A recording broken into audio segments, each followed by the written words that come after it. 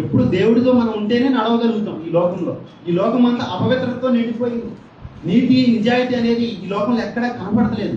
మనం దేవుడిలో లేకుండా ఈ లోకంలో జీవిస్తే యథార్థ మార్గంలో మనం వెళ్ళలేము. మనం వెళ్ళే మార్గం మనకు నీతిగా కనపడవచ్చు, అది మంచిగానే కనపడవచ్చు, కానీ అది దేవుడి దృష్టితో దేవుడి వాక్యంతో సరిచేసుకుని పోల్చుకుని చూసుకుంటేనే మనం యథార్థ మార్గంలో వెళ్తున్నామా లేదా అన్యాయం చేసే మార్గంలో వెళ్తున్నాం అనేది మనకు తెలుస్తామండి.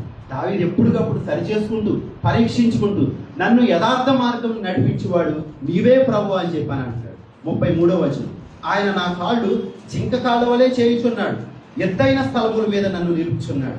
దావీదు కాళ్ళు ఎలా చేస్తున్నాడంటే జింక కాళ్ళ వలె చేస్తున్నాడు. ఇంకా దావీదు జింకతో పోల్చుకుంటా చెప్తున్నాడు, నా కాళ్ళని దేవుడు జింక కాళ్ళ వలె చేస్తా ఉంటాడు.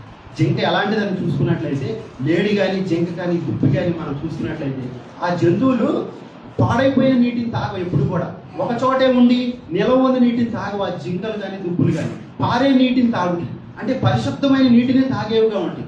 ఆ జింకలు ఎప్పుడూ కూడా వేటగాడు ఎలా నేనున్న చోట చుట్టుపక్కల ఎక్కడైనా వేటగాడు ఉన్నాడని చెప్పి తాగుతానే ఉంటుంది, నీటిని త్రాగుతానే ఉంటుంది, ఆహారాన్ని సేవిస్తూనే ఉంటుంది. కానీ దాని దృష్టి అంతా కూడా చుట్టుపక్కల వేటగాడు ఎక్కడైనా దరిదాపుల్లో ఉన్నాడని చెప్పి అబ్జర్వ్ చేస్తూ ఉంటుంది. వేటగాడి చప్పుడు ఏమాత్రం అనిపించినట్లయితే వెంటనే స్పీడ్గా పరిగెడుతుంది. గంటకు 60 కిలోమీటర్ల వేగంతో పరిగెడుతుంది జింక.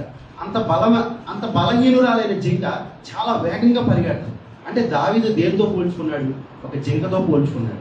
జింక వల్ల నేను కూడా పరిశుద్ధుడిగా ఉండాలయ్యా,